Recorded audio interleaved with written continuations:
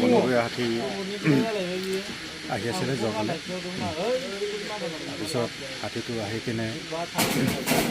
এই সন্তোষ বসুমতাৰ ঘৰটো ভঙালে তাৰপিছত আৰু বসুমতাৰ বাহিৰত গৈ আছে এতিয়া তাৰমানে এই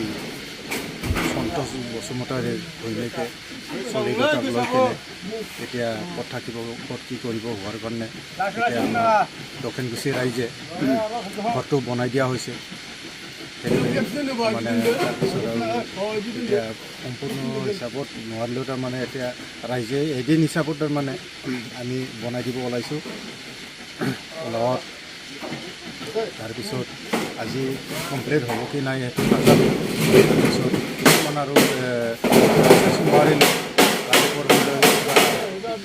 দুই এজন মানুহ মাতি কিনে হ'লেও তাৰমানে ঘৰটো বনাই দিব লাগিব যিটোকে থকাৰ কাৰণে সুবিধা হয় সেইটো কাৰণে ৰাইজে বনাই দিছে ৰাইজে বনাইছে ৰাতি হাতীটো আহি পেলাই এইপিনে গাঁৱত খেদি আছে তাৰপিছত আৰু মই আৰু এইপিনে জুই জ্বলাই পেলাই মানে হাতীয়ে মানে মোৰ ওপৰত আক্ৰমণ কৰিব নেকি বুলি কেনে মই জুই জ্বলাই আছোঁ সেনেতে মানে হাতীটো আহি পেলাই তাৰমানে ঘৰ পিছেৰে এনেকৈ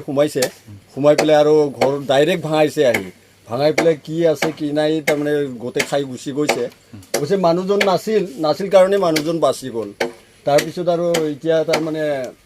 ল'ৰা ছোৱালী দুটা আছে তেওঁলোকৰ মোৰ ল'ৰাৰে মানে ঘৰ হয় এতিয়া বোৱাৰীটো তাৰমানে ঘৰখনত মানে থাকে দিনত কিন্তু ৰাতি আৰু সেই মানে ভয়তে তাৰমানে মানে বেলেগৰ ঘৰত যায়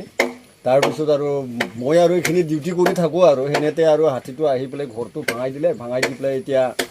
তাৰমানে ইতিমধ্যে মোৰ ল'ৰাটোও ঘৰত নাই বাহিৰত তাৰমানে গুজৰাটত কাম কৰিব গৈ আছে এতিয়া মানুহটো আহি পোৱা নাই এতিয়া তাৰমানে সেই ঘৰবিলাক তাৰমানে চৰকাৰে যেন কিবা এটা অনুদান দিব বুলি আশা ৰাখিলোঁ আৰু তাৰমানে হাতী কেইটা আছিলে নাতি দুটা আছে হাতী এটাই আছিলে হয় সেই এটাই তাৰমানে তাৰপিছত মানে ঘৰ চৰ ভাঙাই খাই লৈ আৰু পুষ্টা কৰি আৰু এইপিনে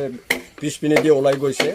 তাৰপিছত আৰু ৰাইজে আৰু মানে আহি পাই পেলাই তাৰমানে খেদি এইপিনে ওলাই দিছে গৈ কি গাঁও হয়তো এইটো দক্ষিণকুচি হয় হাতীৰ উপদ্ৰৱটো আৰু 3-4 দিনটো এনেকৈ হৈয়ে আছে ছাৰ তাৰপিছত আমি আৰু ৰাইজে খেদিও তাৰমানে অকলশৰীয়া হাতী যিহেতুকে খেদিব ভালকৈ পৰা নাই তথাপি নিজা খুচিমতে গ'লেহে মানে যায় নহ'লে আৰু এনে ৰাইজে মানে খেদো বুলি খেদিব নোৱাৰে আৰু